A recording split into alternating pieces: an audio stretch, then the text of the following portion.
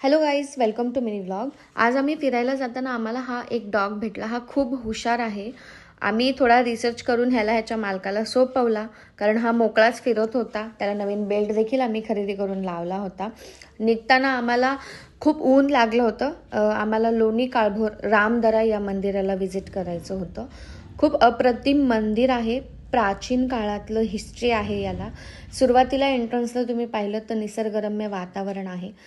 तलावकाठ असल्या कारणार्थ इथलं जे वातावरण आहे ते थंडगार देखील आहे.